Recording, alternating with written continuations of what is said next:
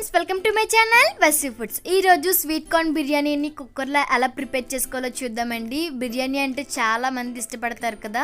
Non వెజ్లో చాలా రకాలు ఉంటాయి, అలాగే వెజ్లో కూడా చాలా రకాలు ఉంటాయి. ప్రతిసారి నాన్ వెజ్ అయితే తినలేం కదా. ఎప్పుడైనా ఏదైనా పండగ అయినప్పుడు కానీ, లేదంటే ఏదైనా సెలబ్రేషన్ ఉన్నప్పుడు కానీ, ఇలా ఇంట్లో ఉన్న వాటితోనే వెరైటీగా తయారు చేసి చూడండి, చాలా బాగుంటుంది. అంతేకాకుండా స్వీట్ కార్న్ అనేది ప్రతి ఒక్కరికి అందుబాటులోనే ఉంటుంది. సో ఇక ఆలస్యం చేయకుండా రెసిపీలోకి వెళ్ళిపోదాం. ముందుగా స్టవ్ ఆన్ చేసుకొని కుక్కర్ పెట్టుకున్నాను. ఇందులో 3 టేబుల్ స్పూన్ వరకు ఆయిల్ హీట్ చేసుకోవాలి.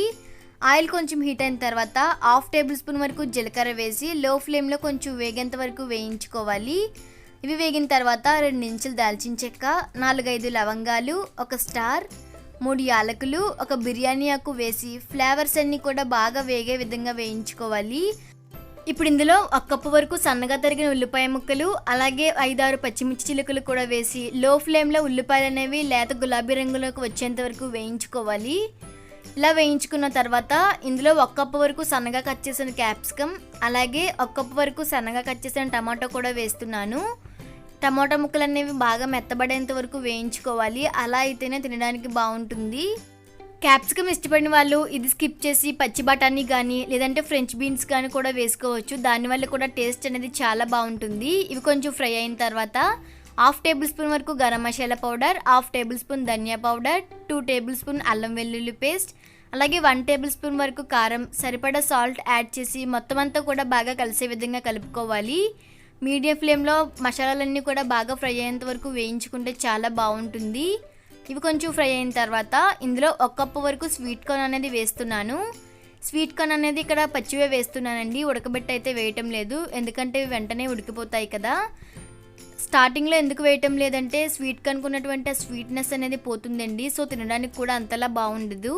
సో అందుకోసమే లాస్ట్లో యాడ్ చేస్తున్నాను. 1 నిమిషం పాటు ఫ్రై అయిన తర్వాత ఇందులో 1 అరగంట పాటు నానబెట్టుకున్నటువంటి సోనా మసూరి రైస్ అనేది వేస్తున్నాను. బియ్యం అనేది ఎక్కడా విరగకుండా నెమ్మదిగా మొత్తం అంతా కూడా కలుపుకొని ఇప్పుడు ఇందులో వాటర్ అనేది యాడ్ చేసుకోవాలి. ఇక్కడ నేను 1 లోటా వరకు బియ్యం అనేది తీసుకున్నాను. సో అందుకోసమే 2 లోటాల వరకు వాటర్ అనేది వేస్తున్నాను. సాల్ట్ వేసుకోవాలి. సాల్ట్ అనేది కొంచెం చూసుకొని యాడ్ చేసుకోవాలండి, ఎందుకంటే ఆల్రెడీ స్టార్టింగ్లో మనం సాల్ట్ అనేది యాడ్ చేసాం కదా. సో అందుకోసమే ఇప్పుడు మొత్తం అంతా కూడా ఒకసారి కలుపుకొని సాల్ట్ అనేది సరిపోయిందో లేదో చూసుకోవాలి.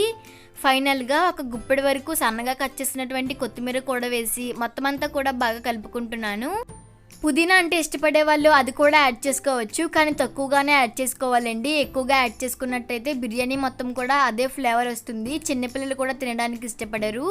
ఇప్పుడు కుక్కర్ మూత పెట్టుకొని మీడియం ఫ్లేమ్లో 3 విజిల్స్ వచ్చేంత వరకు ఉడికించుకోవాలి.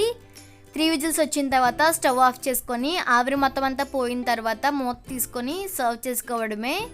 చూసారు కదా, బిర్యానీ అనేది చాలా పర్ఫెక్ట్గా ఉడికిందండి. అంతేకాకుండా మనం యాడ్ చేసినటువంటి వాటర్ కూడా కరెక్ట్గా సరిపోయింది. ఈ బిర్యానీ చల్లారిన తర్వాత కూడా చాలా సాఫ్ట్గా పొడిలాడుతూ ఉంటుంది. సో మీరు కూడా తప్పకుండా ట్రై చేసి చూడండి. ఈ బిర్యానీ ప్రిపేర్ చేసిన రోజు మా ఇంట్లో వాళ్ళంతా చాలా ఇష్టంగా తిన్నారండి. అంతేకాకుండా నాన్ వెజ్ కంటే కూడా ఇదే చాలా టేస్టీగా ఉందని కూడా చెప్పారు. సో స్వీట్ కార్న్ అనేది అందరికీ అందుబాటులోనే దొరుకుతుంది కదా.